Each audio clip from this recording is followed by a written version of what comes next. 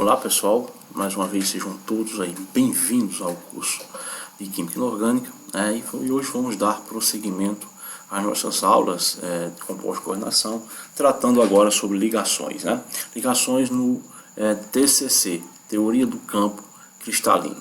Essa teoria ela amplia a TLV quando explica satisfatoriamente bem as cores dos compostos de coordenação, além do paramagnetismo, o diamagnetismo, o spin alto e spin baixo que nós já vimos. Bom, para a gente entender melhor a teoria do campo cristalino, é necessário nós conhecermos os orbitais D, as formas e orientações de um orbital D.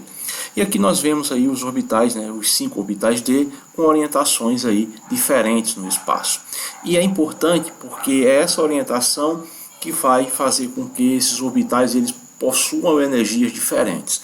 Até então nós tratamos que todos esses 5 orbitais D, eles possuíam energias iguais, ou seja, eles eram degenerados. A partir de então, na teoria do campo cristalino, esses orbitais ele perde parte da sua degenerescência, ou seja, esses grupos de orbitais eles são agrupados em 2 grupos. Esse, o primeiro, e um segundo com 2 orbitais. Um primeiro com 3 orbitais e um segundo com 2 orbitais. E aí formarão 2 grupos de orbitais degenerados, embora eles 3 aqui possuam a mesma energia e esses 2 também. No entanto, a energia entre eles é diferente. Okay? Então nós podemos observar no primeiro grupo de orbitais em que os lóbulos eles estão orientados sobre o eixo, melhor dizendo, e o DYZ, DZX e DXY os lóbulos estão orientados entre os eixos.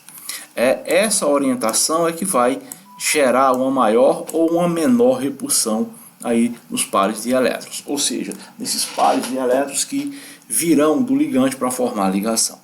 Então nós temos 2 grupos que possuem cujos lóbulos estão orientados exatamente sobre o eixo, que é DZ2 e o DX2Y2. Ambos estão aí, no caso, com seus lóbulos orientados sobre os eixos. Logo, eles 2 terão uma repulsão maior, porque os elétrons que virão do par ligante terão uma repulsão maior e, consequentemente, terá uma energia maior do que esses 3 cujos lóbulos estão entre os eixos. Ok? Então, eu tenho 2 conjuntos. Eu tenho o primeiro conjunto, que é do DZ2, DX2Y2, cujos lóbulos estão orientados sobre o eixo cartesiano, e os 3 cujos lóbulos estão orientados, no caso aí, entre os eixos do plano cartesiano, cuja interação será menor. Ok? Então, dando prosseguimento, vamos lá então. Bom, aqui eu tenho os 5 orbitais no estado fundamental, e observe que todos eles apresentam a mesma energia.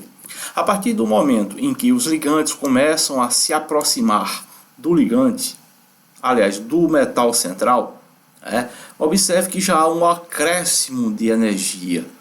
Esse acréscimo de energia é resultado da interação. Ou seja, a partir do momento em que os ligantes começam a se aproximar do metal central e oferecer o seu par de elétrons livres, ocorre um aumento de energia em relação ao estado fundamental. Aqui eu tenho as orientações aí dos 2 conjuntos de orbitais.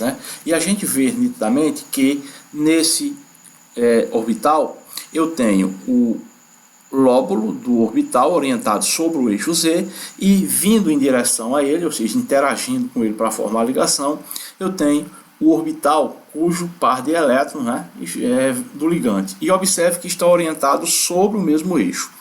Quando isso acontece, quando essa interação acontece, há um aumento, há um acréscimo de energia nesses orbitais cuja orientação dos lóbulos está sobre o eixo, cuja interação será maior. Nesse sentido, eu tenho esses 2 orbitais aqui com um acréscimo de energia maior em relação ao eixo zero aqui de energia. Imaginemos que isso aqui seja um gráfico de energia, onde eu tenho aqui a energia, aqui eu tenho o zero no gráfico, ou seja, aqui nós chamamos de baricentro. E toda essa parte aqui ela é positiva da energia e toda essa parte aqui ela é negativa. Então, os 2 orbitais cujos lóbulos estão orientados sobre os eixos terão uma repulsão maior, e eles estão representados aqui por esses dois tracinhos que representam os orbitais. No caso o DZ2, o DX2Y2. E nós dizemos que esse conjunto de orbital é o EG, que tem um aumento maior, tem um maior de energia, justamente devido à interação ser mais intensa. Por outro lado, eu tenho os três orbitais cuja orientação ela ocorre entre os eixos cartesianos, que são esses três que nós temos aqui, e nós chamamos de TG2. Essa diferença de energia que há entre os dois conjuntos de orbitais é o que nós chamamos de desdobramento do campo cristalino, ou 10dQ. O delta representa a diferença de energia entre eles, o O quer dizer geometria octaédrica, 10dQ, esse 10 significa as 10 possibilidades de se colocar o elétron, né, nos 5 orbitais. Nós vemos aí que os orbitais D aceitam no máximo 10 elétrons, então esse 10 representa aí as 10 possibilidades. Bom, a energia de estabilização do campo cristalino, ou seja, nós vamos calcular qual a quantidade de energia envolvida quando os elétrons começam a povoar esses dois conjuntos de orbitais cujas energias são diferentes. O T2G e o EG apenas com os dois orbitais. No T2G eu tenho 3 orbitais e no EG eu tenho 2 orbitais. Nós calculamos a energia através dessa equação, onde eu tenho a energia de estabilização do campo cristalino é igual a 0,4 vezes número de elétrons ocupando os orbitais T2G mais 0,6 vezes o número de elétrons ocupando os orbitais EG.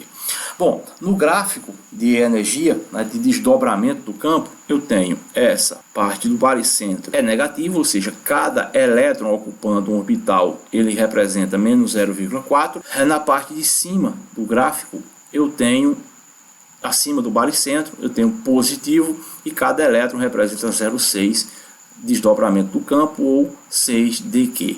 Ok? Então vale lembrar, e é bom que vocês já comecem a se familiarizar, que esse gráfico de energia ele não representa, ele não diz se a ligação ocorrerá ou não. A ligação já se efetivou, a ligação já ocorreu. O que esse gráfico ele diz é um ganho a mais na estabilidade dessa ligação quando os elétrons começam a povoar esses orbitais de menor energia, que é o caso aqui os 3 T2G. Esses 3 orbitais eles oferecem ao composto uma maior estabilidade devido à sua maior quantidade de energia. E se sabe que a ligação, quanto mais ser eliminada a energia, mais estável é o composto. Ou seja, o composto é mais estável quando há um mínimo de energia entre os átomos envolvidos nessa ligação. Então, quando os elétrons povoam esses orbitais de menor energia, nós dizemos que esse composto ele ganha um bônus de energia, ele ganha uma estabilidade a mais. Isso não significa dizer que a ligação não tenha sido realizada, a ligação já foi feita. O que há é uma maior estabilidade dessa ligação quando esses orbitais começam a povoar esses orbitais. Então, nós temos aqui mais um gráfico onde mostra os elétrons aí do elemento central, quando ocorre a aproximação, ocorre um ganho de energia, eles continuam com a mesma energia ainda, não houve a quebra da degenerescência, ou seja, a divisão dos grupos em 2 orbitais. Quando esses ligantes eles se aproximam, ele não cria uma esfera uniforme, mas sim eles se concentram em pontos de coordenação do anel. E é justamente esses pontos que causam essa diferença de energia aí quando a ligação se efetiva. Aqui eu já tenho um outro gráfico onde eu tenho nessa figura os ligantes se aproximando para formar as 6 ligações aí no composto octaédrico. E ele forma, ou seja, de forma esférica. Quando se efetiva a ligação, ocorre o desdobramento aqui do conjunto de orbitais, os 3 T2G e os 2 EG. Bom, aqui eu tenho uma representação melhor a partir dos planos dos orbitais. E observe que esses 2 orbitais aqui, cujo ligante se aproxima orientado no eixo, ou seja, aqui eu tenho o lóbulo do orbital, no caso Z2, e o par de elétron, o ligante, ele se aproxima exatamente sobre esse eixo. O mesmo acontece no dx2y2. Observe que esses conjuntos aqui de ligantes, eles se aproximam orientado exatamente sobre o eixo onde está orientado aí os orbitais aí. dx2, y2, exatamente sobre o eixo. Essa interação ela é mais forte, ela causa uma repulsão maior, o que ocorre um aumento de energia em relação aos três outros cuja orientação se encontram entre os eixos cartesianos. E esses dois orbitais estão representados aqui no gráfico. Eu tenho EG, dois orbitais, cada tracinho representa um orbital. Elétrons, eles se orientam entre os eixos, ou seja, quando se aproxima entre os eixos para formar a ligação, a repulsão torna-se menor, ocorre uma diminuição de energia e eles têm uma quantidade de energia bem menor em relação aos outros dois cuja orientação ocorre sobre os eixos cartesianos. Nesse caso aqui eu tenho o conjunto de orbitais T2G representado por T tracinho. Então eu tenho aqui dois exemplos. Eu tenho o primeiro exemplo do vanádio, que é o hexavanádio 3, e eu tenho um total de elétrons aí em orbitais D, porque o vanádio é mais 3, ele perdeu os dois elétrons lá da última camada, o 4s2, ficando apenas aí 2 elétrons para ser distribuído. A distribuição no estado fundamental, no caso o primeiro elétron, o segundo elétron, e sem dúvida alguma esses elétrons irão ocupar os orbitais de menores energias, seguindo as regras de Rand e Pauling. Então, um elétron é colocado no orbital T2G e um segundo elétron é colocado no segundo orbital T2G. A energia a ser calculada seria a energia de estabilização do campo cristalino, seria 0,4 vezes 2, o que resultaria 0,8 dQ do campo octaédrico. O mesmo acontece em uma configuração que eu tenha D3. O exemplo é o hexaco cromo 3, e observe que ele resulta em 3 elétrons lá no orbital D, no subnível D, perdão. Então eu tenho 3 elétrons ocupando esses orbitais e nós distribuiremos naqueles orbitais que possuem menor energia, seguindo a regra de Rand. Então aqui eu tenho os 3 elétrons distribuídos em orbitais T2G.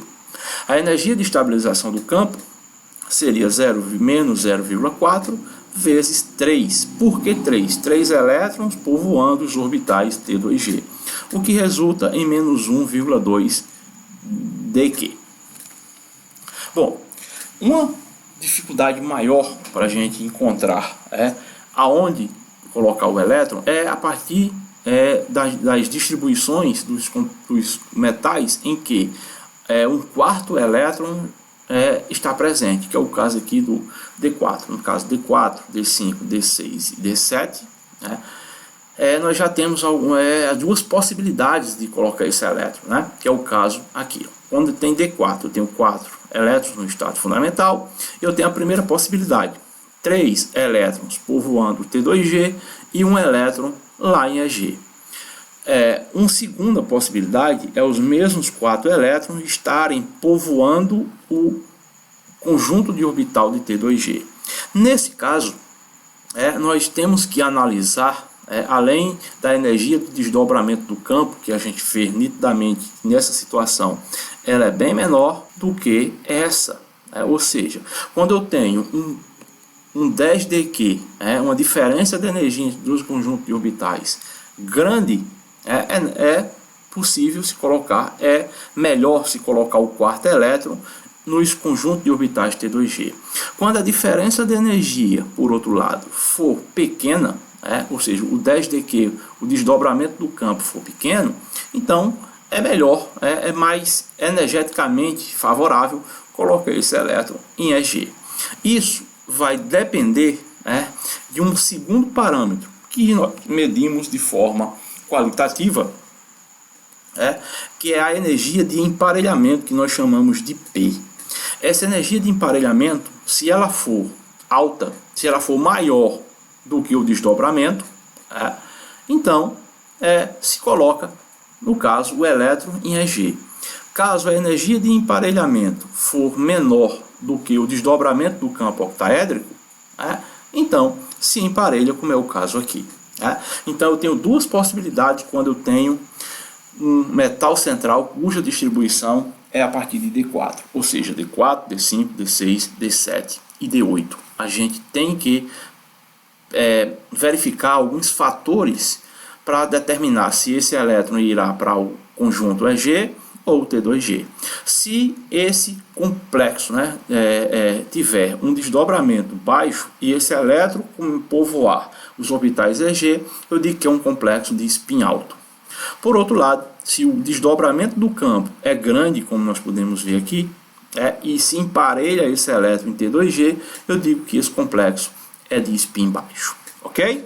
Então, essa energia de emparelhamento não é tão fácil se quantificar. Então, por isso, nós vamos usar outros fatores que facilitam essa distribuição em orbitais EG ou orbitais TG. Nós iremos analisar alguns fatores que afetam, que dificultam, que facilitam ou não a adição de um elétron a ocupar orbitais EG ou T2G. Ok? Então nós vamos a partir de então verificar alguns fatores que possibilitam isso. A energia de estabilização do campo cristalino, no caso em cada deles, seria 3 elétrons, ocupando T2G. Então aqui eu tenho 3 vezes 0,4 campo octaédrico, mais um elétron em EG, e cada elétron representa 0,6 mais 0,6, então somando aí 3 vezes menos 0,4, menos 1,2, menos 0,6, menos 0,6.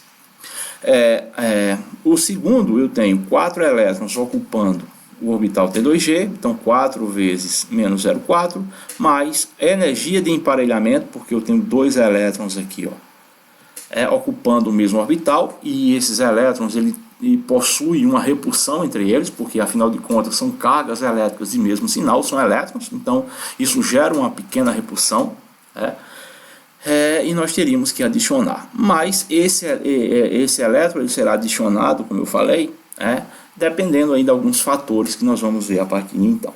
Então esse P é a energia aí necessária, no caso aí, para emparelhar os elétrons, ou energia de emparelhamento. Bom, para a gente seguir, nós precisamos conhecer uma série espectroquímica. Essa série espectroquímica ela foi concebida a partir de dados experimentais, ou seja, os compostos eles foram analisados e observou-se que alguns ligantes eles causam esse desdobramento do campo maior ou menor. Então eu tenho nessa série, eu tenho essa parte aqui em vermelha que me diz que quando esses ligantes se aproximam para formar o campo, há um desdobramento, há um aumento de energia entre os dois conjuntos de orbitais. Então eu digo que esses ligantes eles são ligantes de campo forte. Por que campo forte? Porque eles causam interação alta e ocorre um aumento do 10dQ, ou seja, um grande desdobramento do campo cristalino. Então nós dizemos que nesse caso, esses ligantes eles formam compostos de baixo spin. Ok? Então eu tenho todo esse conjunto aqui como conjunto intermediário, de ligantes intermediários, tendendo aí a forte, como é o caso do etilenediamida, piridina, amônia, DTA, que os cianatos eles são relativamente fortes, mas pertencem ao conjunto de o campo intermediário. E eu tenho os ligantes que provocam uma pequena interação, e esse desdobramento é bem pequeno. Então se a gente comparar aqui os dois conjuntos de orbitais, eu tenho aqui que esses ligantes eles provocam um desdobramento bem pequeno, que é os halogênios e o cianato. Bom, nesse caso eu tenho um desdobramento do campo pequeno, como nós podemos ver aqui. Esses ligantes são chamados ligantes de campo fraco e eles são de alto spin. Esses ligantes de alto spin é que os elétrons eles povoam, no caso aqui, o EG, enquanto que o de baixo spin ele vai ser emparelhado. O que isso significa dizer? Que a energia de emparelhamento é menor do que o desdobramento do campo. Então, nesse caso, eu tenho compostos e complexos de baixo spin, ou seja, spin baixo. Por outro lado, quando eu tenho ligantes que interagem, ocorrem pequenas repulsões no campo, eu tenho que a energia de emparelhamento é maior do que o desdobramento do campo. Então, não compensa emparelhar. É melhor, é mais vantajoso colocar o elétron em orbitais no conjunto EG. Embora ele não energeticamente falando, ele não favoreça a formação da ligação, ele não favoreça esse ganho, esse bônus a mais de energia, porque são orbitais que têm energias maiores. Ok, pessoal? Então, vamos seguindo aí.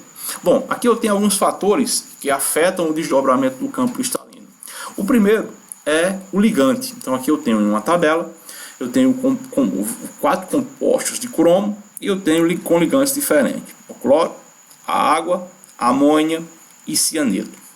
E observe que, à medida que eu desço na tabela, nos compostos, o ligante torna-se cada vez mais forte, ou seja, vai de ligantes de campo fraco, como é o caso do cloro, passando por ligantes de campo intermediário e chegando ao cianeto, que é relativamente forte. E observe o valor do desdobramento do campo, o 10dQ. Quando eu tenho o cloro como ligante, que é um ligante de campo fraco, eu só tenho 13.000, centímetro menos 1. Vamos falar em energia, que eu acho que fica mais compreensível. 163 kJ por mol. A água, 213. A amônia como ligante, 259. E o cianeto, que é um ligante mais forte, 314. O que eu quero trazer para vocês é que os compostos, principalmente os compostos da primeira série de transição, o que irá determinar aonde esses elétrons irão ocupar, se é os orbitais T2G ou EG, principalmente aqueles com configuração a partir de D4, D5, D6 e D7, o que vai determinar a posição que eles irão ocupar nos dois conjuntos de orbitais é a força do ligante, ou seja, ligantes que proporcionam um desdobramento de campo alto, eu emparelho. Ligantes que proporcionam interação forte, aliás, uma interação fraca e o desdobramento é pequeno, eu coloco os elétrons no orbital EG. Então aí eu posso classificar os compostos como baixo spin e alto spin. Quer ver um exemplo? Eu tenho aqui 2 exemplos aqui, com o ferro, mesmo número de oxidação 2, com a amônia e a bipiridina. Se a gente verificar na fila, ou seja, na série espectroquímica, eu tenho a piridina e a amônia praticamente muito próximos, bem parecidos aí. Mas eu posso dizer que esse composto aqui, ele é de spin alto, e esse composto aqui, ele é de spin baixo, ok? Então aí vocês distribuem e verificam aí como ele se comporta, E o mais estável, depois aí. Bom, aqui eu tenho um segundo fator que afeta o desdobramento do campo, que é o estado de oxidação. O estado de oxidação do metal central, ele causa um maior ou menor desdobramento do campo. Então, observe aqui os 2 exemplos. Eu tenho o estado de oxidação 2 e o estado de oxidação 3 para o vanádio, o cromo e o manganês. Se a gente observar o vanádio, eu tenho a distribuição de elétrons aí em D é 3, e eu tenho, no caso aí, quando o vanádio for 2, eu tenho 151 kJ. Quando o vanádio for 3, eu tenho 222. Observe que aumenta consideravelmente quando aumenta o NOx do elemento. Isso é resultado de uma maior carga nuclear efetiva, ou seja, é muito mais difícil você remover esse elétron, esse segundo elétron, do que o primeiro. Então, com certeza, esse aumento da carga nuclear efetiva possibilita uma maior interação entre os ligantes, o que ocorre um maior desdobramento do campo. O mesmo acontece com o cromo. O cromo 2, 166, o cromo 3, 213. Vejam que há um aumento da energia de desdobramento do 10dQ. Um exemplo aqui eu tenho o ferro, o mesmo metal, ferro mais 2 e o ferro mais 3 com o mesmo ligante, amônia. O fator que vai determinar aqui se o campo é forte ou se o campo é fraco, qual a dimensão do desdobramento do campo, é o NOx, é o número de oxidação devido à maior carga nuclear efetiva.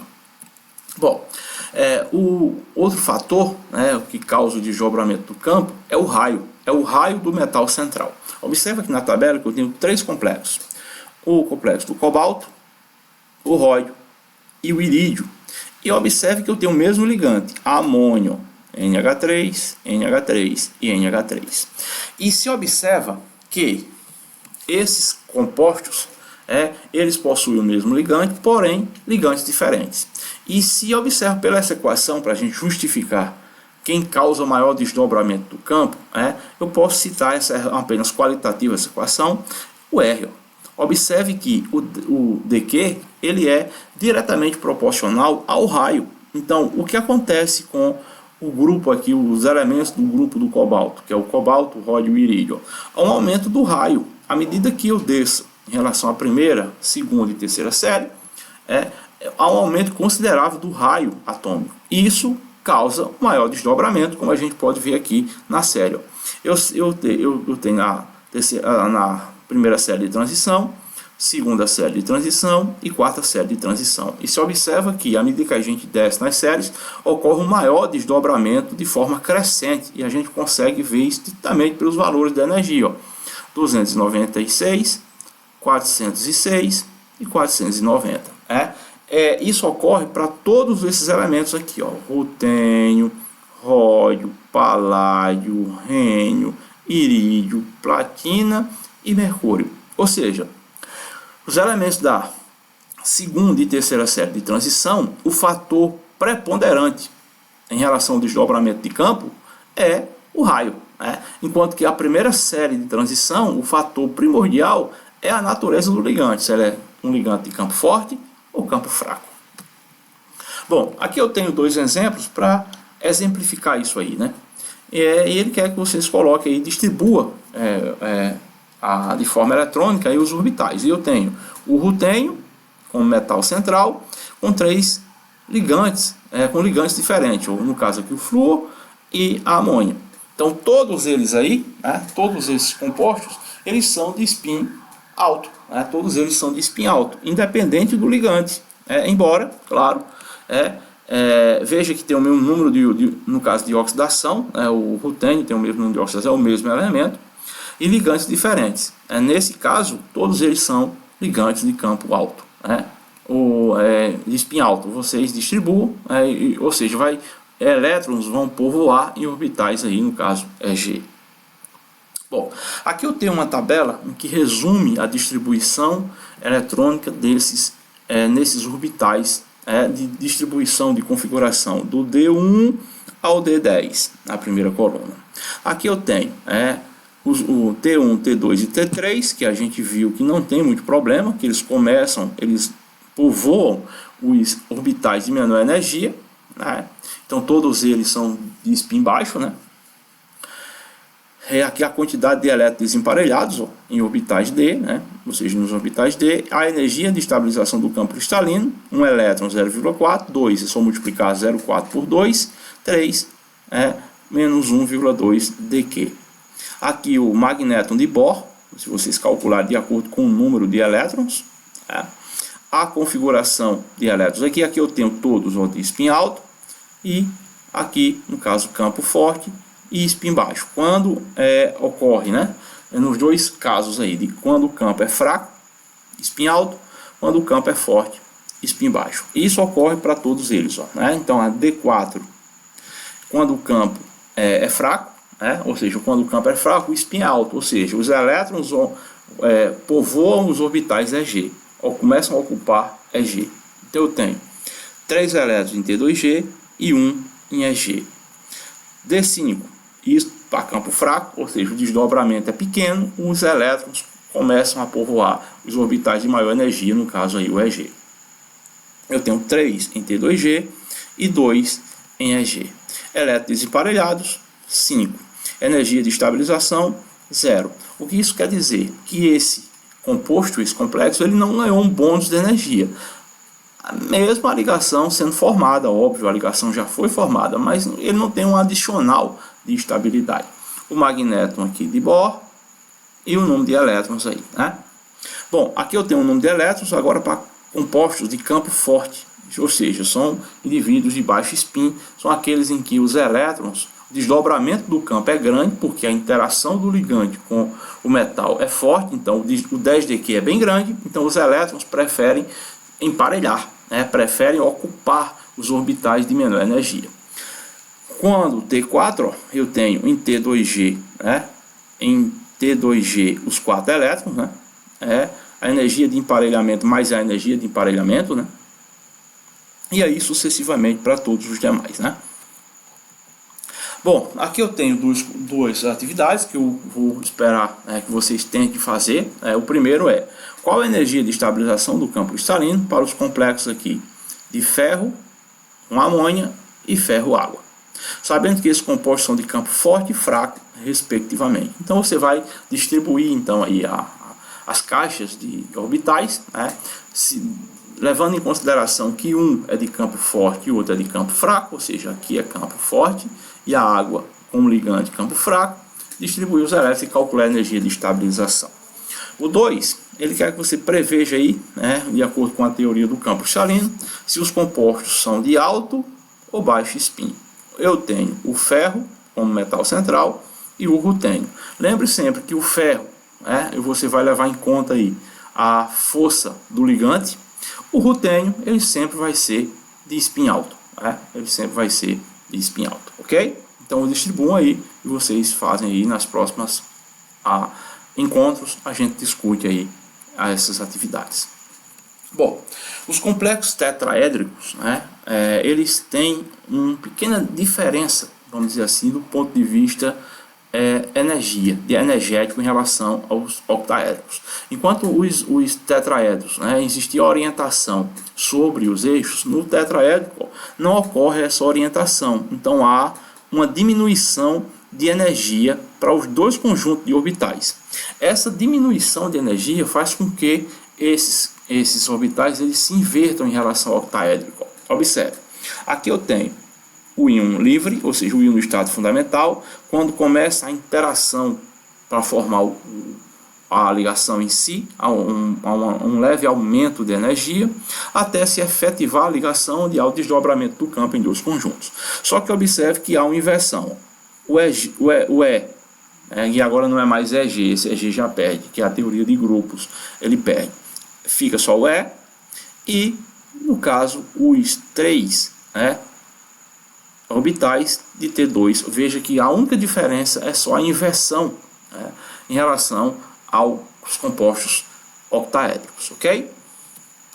Bom, então a diferença de energia aqui entre os orbitais T2 e E é denominada de parâmetro de desdobramento do campo cristalino, Então aqui eu tenho alguns valores aqui, de energia em relação à energia. Então 0,4 está em cima, menos 0,6 está embaixo, que inverteu em relação aos octaédricos. Bom, a geometria tetraédrica, o menor número de ligantes, eles não apontam diretamente para os orbitais, é justamente por isso que é essa inversão.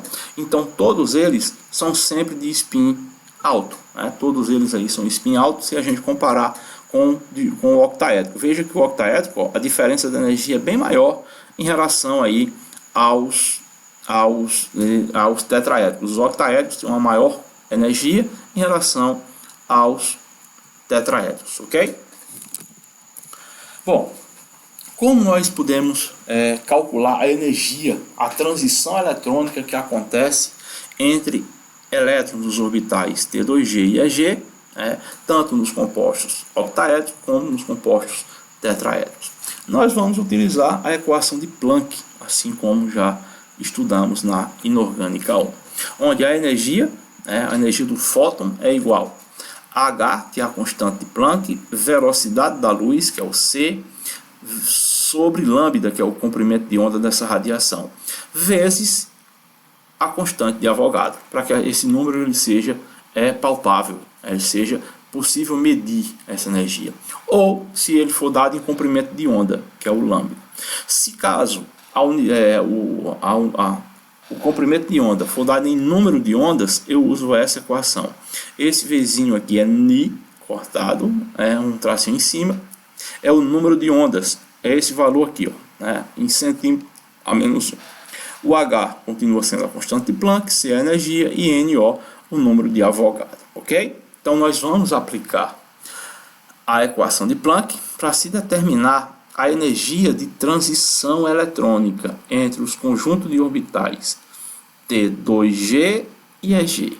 Se essa energia, se esse comprimento de onda dessa radiação estiver na região do visível, esse composto será colorido. E uma forma de se explicar satisfatoriamente bem as cores dos compostos é resultado dessa transição eletrônica aqui, tá? O elétron aqui em T2G, o fóton vem, colide com ele e leva ele para o EG. Quando ele retorna, ele emite essa radiação que absorveu na forma de luz visível ou calor. Se transitar na região do visível, que é o mais provável que aconteça, nós veremos uma cor que compreende aí um comprimento de onda de 400 a 750 ou 800 nanômetros. Beleza? Então, vamos continuar. Lembrando o seguinte, que para a gente usar essa equação, nós precisaríamos converter esse número de ondas que está em centímetro a menos 1, convertê-lo para metro, ou a velocidade da luz, metro para centímetro, porque aí para ficar com a mesma unidade, porque essas unidades eles serão aí devidamente canceladas, ok? Isso nós vamos aplicar um pouquinho na frente.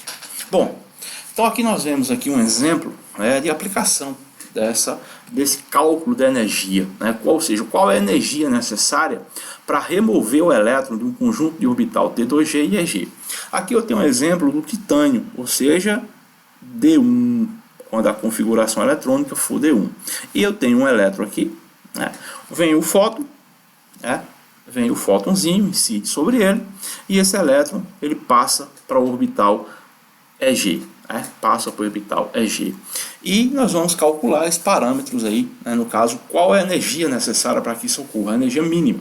Aqui eu tenho um gráfico, onde eu tenho um gráfico onde mostra no eixo X a absorvância, ou seja, o quanto da radiação foi absorvida para levar esse elétron lá para cima.